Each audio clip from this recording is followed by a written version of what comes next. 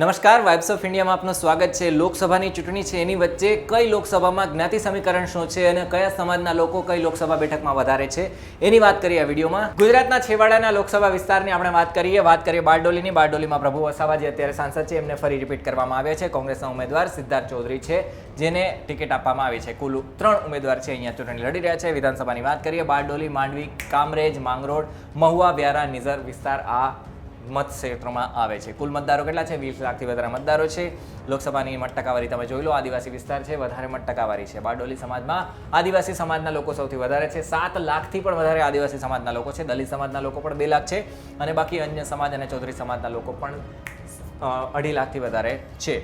બાકી વાત કરીએ બારડોલીના છેલ્લા 3 સાંસદોની। પ્રભુ વસાવા આદિવાસી સમાજમાંથી આવે છે, એ 2 ટર્મથી ચૂંટાતા હતા અને હવે પણ એને ફરીથી 3જા ટર્મમાં ટિકિટ આપવામાં આવી છે। એના પહેલા તુષાર ચૌધરી જે સાબરકાંઠામાંથી કોંગ્રેસના ઉમેદવાર છે એ અહીંયા સાંસદ હતા।